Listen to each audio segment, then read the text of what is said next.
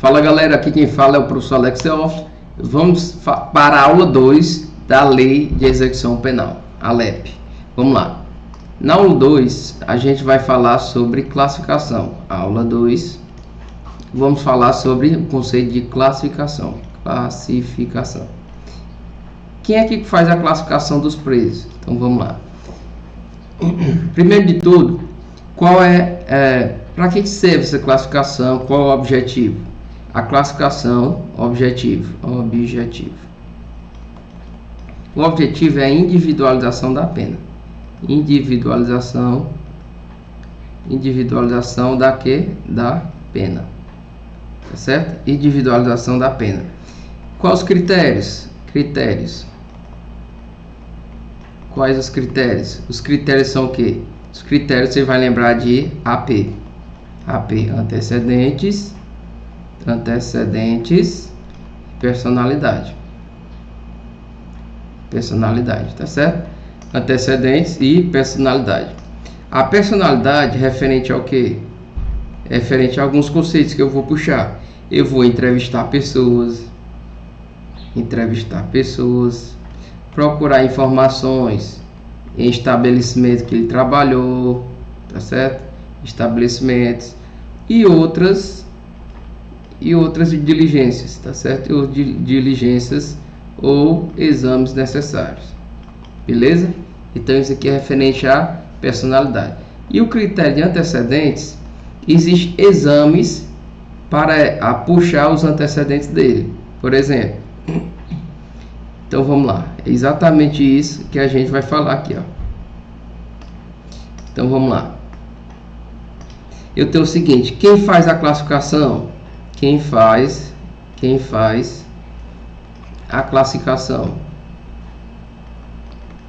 Quem faz a classificação? Aqui, ó. Vamos responder essa perguntinha. Quem faz a classificação é o CTC, a Comissão Técnica de Classificação. Então, quem faz a classificação do tipo de preso, né, é a Comissão Técnica de Classificação, CTC.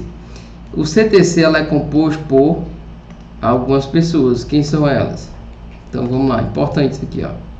CTC é composto pelo diretor, tá de outra cor aqui, ó. Eu tenho um diretor, dois chefes de serviço. Eu tenho um psicólogo, tenho um psiquiatra e tenho um assistente social. Então tá aí, um diretor, dois chefes de serviço, um psicólogo, um psiquiatra e um assistente social, beleza? Que faz essa comissão técnica de classificação, beleza? Então vamos seguindo. Quem faz os exames? Então quem faz os exames, ó, é o centro de observação. Então pera ainda, o centro de observação é o seguinte: para que serve o centro de observação? O centro de observação é onde é feito os exames gerais ou criminológicos.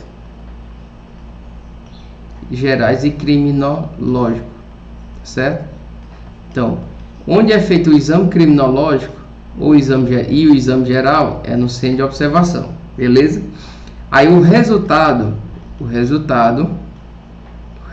aqui do centro de observação é encaminhado ao CTC. Quando o CTC recebe esse exame, o resultado desse exame é que é feita essa classificação, tá certo? Só que tem um adentro aqui, ó, uma observaçãozinha. Em geral, quem faz tudo é o CTC, porque dificilmente em locais penitenciários existe o centro de observação, tá certo? Então vamos lá. Na ausência, então já anota aí, na ausência do centro de observação, quem faz os exames é o CTC. Então, na ausência do CTC de observação, quem faz é o CTC, beleza? Ou seja, o CTC vai fazer tudo, faz os exames gerais e criminológicos e também faz o que? A classificação, para quê? Para fazer a individualização do preso, tá certo? Individualização da execução penal, beleza? Individualização da pena, ok? Então, falando sobre o CTC, os critérios de classificação, né, que é exatamente antecedentes e personalidade, que é o AP, que a personalidade é referente à entrevista, informação sobre a pessoa, né, e outras diligências. Os antecedentes, através de exames, né, gerais e criminológicos, para chegar num ponto em comum e fazer com cautela essa individualização da execução penal, tá certo? Então vamos lá. Um adentro aqui, ó, muito importante. O exame, pergunta, o exame criminológico, vamos falar aqui, ó, criminológico. O exame criminológico, esse exame aqui, ó, é obrigatório? Isso é importante. É obrigatório o exame criminológico? Obrigatório. Perguntinha. O exame criminológico é obrigatório? Vamos responder. Segundo a LEP, baseado na LEP é o seguinte: se o cara cumpre regime fechado, ou seja, numa penitenciária, ou seja, numa penitenciária, é obrigatório, tá certo? Agora, se ele cumpre regime semiaberto, ou seja, colônia agrícola, tá aqui, colônia agrícola, facultado, beleza? Então, vamos lá. Isso aqui é importante, questão de prova, tá? Questão de prova. Exame criminológico é obrigatório? Se for regime fechado, sim, obrigatório. Se for regime semiaberto, não, é facultativo. Agora, tem uma súmula, então vamos lá, colocar aqui, ó. Vou botar aqui.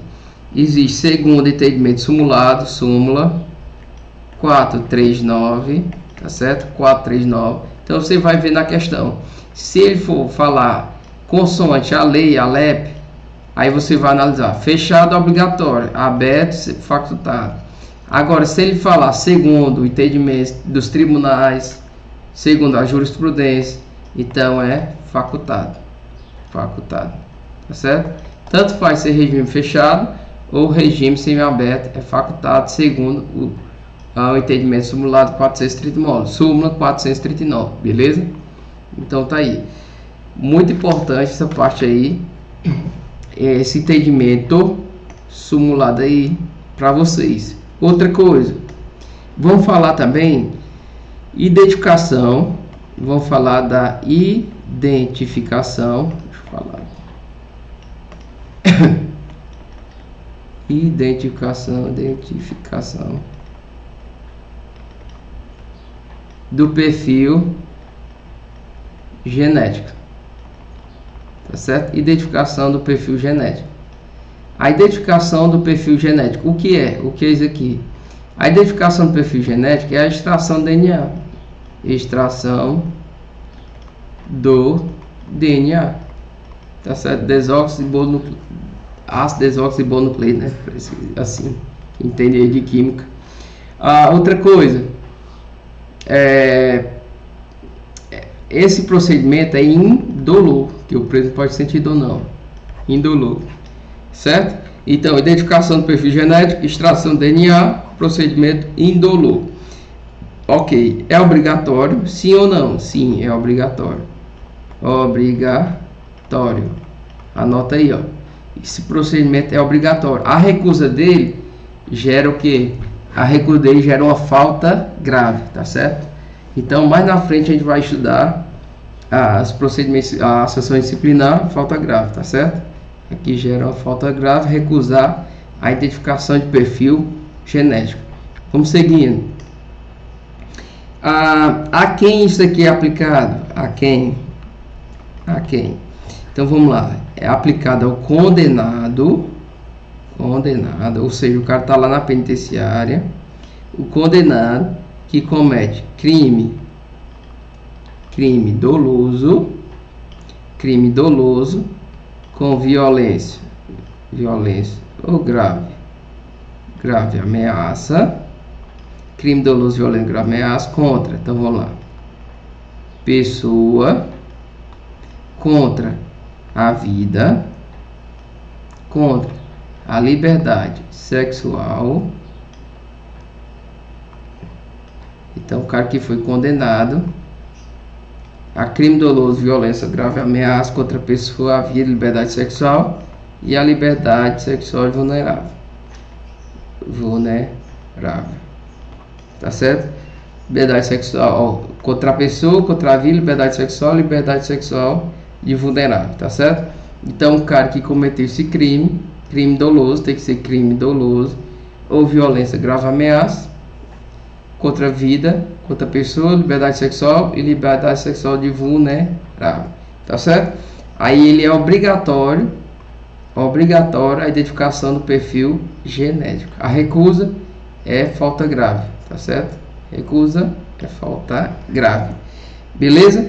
Então, nessa aula 2 vamos ficar por aqui. Muitas informações. Nos vemos na aula 3 sobre a LEP.